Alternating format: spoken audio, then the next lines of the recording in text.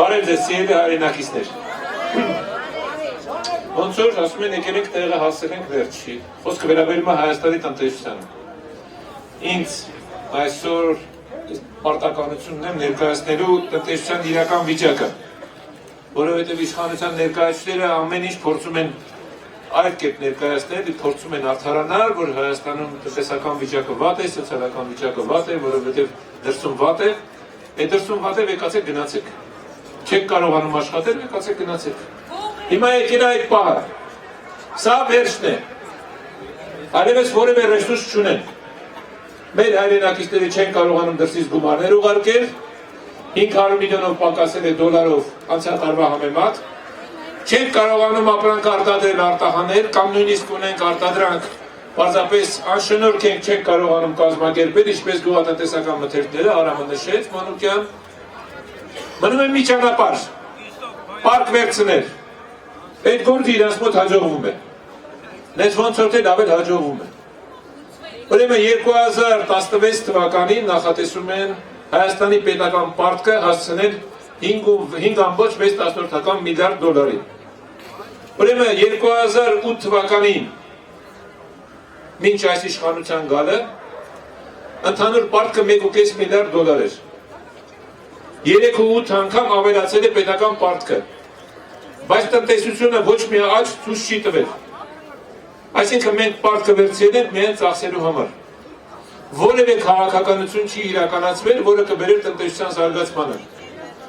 Տարբեր ժամանակներ խախտել են, ասել են թոշակը բարձրացեցին, աշխատավարձը բարձրացեցին, միգուցե իրականում բարձրացրել են, բայց միայն անվանական։ Իրականում մարդիկ աղքատացել են։ Իրականում մարդիկ գնալով հայտնվել են ավելի ծանր սոցիալական վիճակի մեջ։ Բայց նրա կողքին այն մարդիկ, ովքեր ունեն հարստություն, իրենց հարստությունն ավելացրել են։ Այսինքն այս տարիների ընթացքում այդ պետական պարտքի հաշվին հարուստներն ավելի հարստացել են,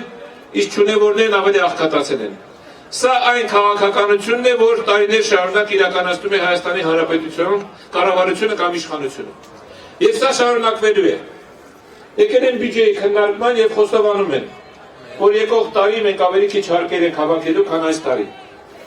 Վերջի 20 տարվա մեջ երկրորդ դեպքն է։ Մեկը 2008 թվականին էր, 9 թվականի բյուջեն երբ որ ներկայացում էր, համաշխարհային ֆինանսական մեծ ճգնաժամ, բացատրություն ոնց որ թե կար, այդ ժամանակ է որ պակաս էր, մեկ էլ հիմա։ Մենք կրնի հարցել ինչի եք պակաս հավաքում։ Տեղը չգիտեք, հուշենք, չեք կարողանում ասեք իմանանք, չէ հիմա ներկայացնում են, գիտեք այլևս տարբերակներ չունենք, մեր բոլոր միջոցները հնարավորությունները սպառել են։ Բայց տեսեք մեզ ինչ է սպասում։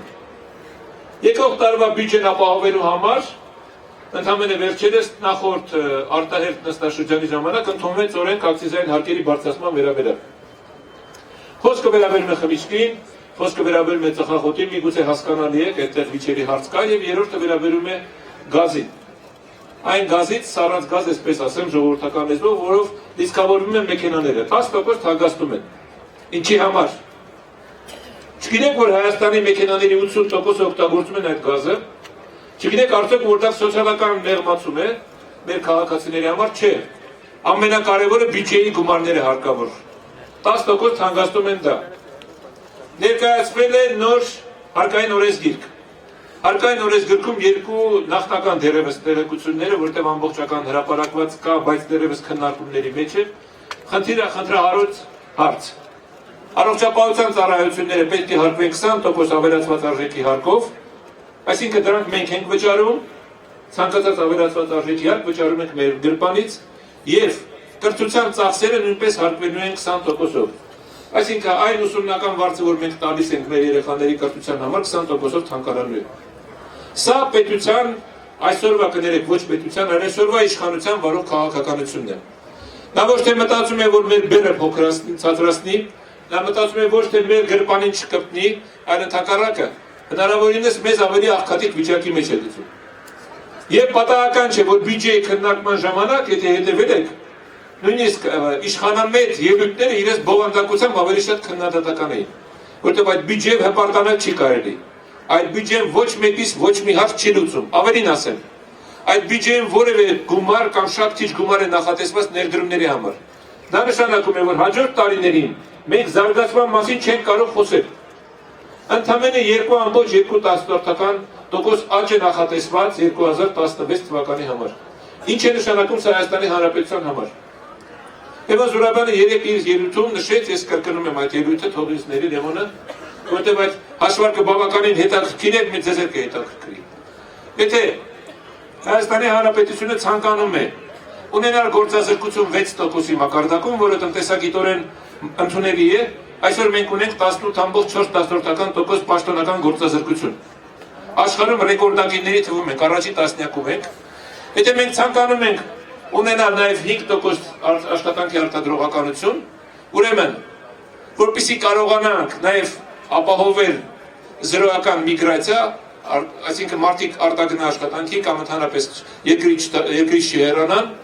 ուրեմն եթե մենք ունենում ենք 3.5% տարեկան աճ, այդ հարցը լուծվում է 2040 թվականին։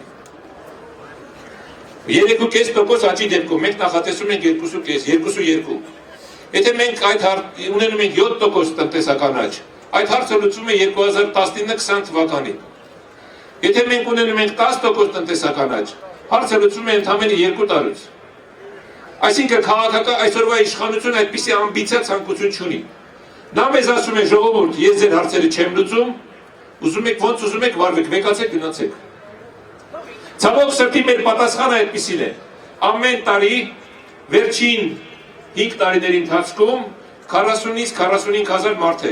գնացել մշտական այլ երկրներ ապրելու։ Մեր հաշվարկներով եւ նաեւ պաշտոնական վիճակագրությունն ասում է 8 տարվա մեջ 300,000 մարդ արտագաղթել է Հայաստանի Հանրապետությունից։ Այսինքն եթե մենք շարունակում ենք 2.2% կամ 3% աճ ապահովել, արտագաղթողները շարունակել են եւ մենք կունենանք ուղղակի դատարկված, լքված Հայաստանի Հանրապետություն։ Եթե մենք ցանկանում ենք այսպիսի հանրապետություն, ուրեմն եկեք դեկտեմբերի 6-ին մեր աներիկը չանենք։ Բայց ես համոզված եմ, որ այստեղ հավաքվածները այն մարդիկ, ովքեր հնարավորություն ունեն լսել մեզ, ուրեմն նրանք այն մարդիկ են, ովքեր ուզում են ապրել Հայաստանի Հանրապետությունում։ Եվ ապրելու համար միակ քայլը այսօր մենք ունենք, այդ հնարավորությունը ունենք։ Ամսի 6-ին իսկապես կազմակերպված ասենք ոչ։ Ոչը ոչ միայն սահմանադրությանն է, ոչ այսօրվա գործող իշխանությանն է, ոչ այսօրվա քաղաքական, տնտեսական համակարգինն է, որը որևէ լավ բան մեզ չի խոստանում։ Ոչ բիզնեսին, ոչ սովորական քաղաքացուն, նա լավ բան է խոստանում միայն այն մարդկանց, ովքեր կանգնած են այսօր իշխանության մոտ, սնվում են այդ իշխանությունից եւ օգտվում են իշխանության բարիքներից։ Սրանք լոկ խոսքեր չեն, սրանք պոպուլիստական խոսքեր չեն, սրանք իրականություն են։ Սրանք այսօրվա ցավոք սրտի հայաստանյան իրականությունն են ներկայացնում։ Այնպես որ մեր աներիկը մեկն է։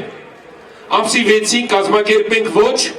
տեր կանենք այդ ոչին եւ դրանից հետո հավատացեք շատ ավելի հեշտ կլինի ազատվել այս իշխանությունից։ Մեզ հաջողություն։ Սիրելի ժողով,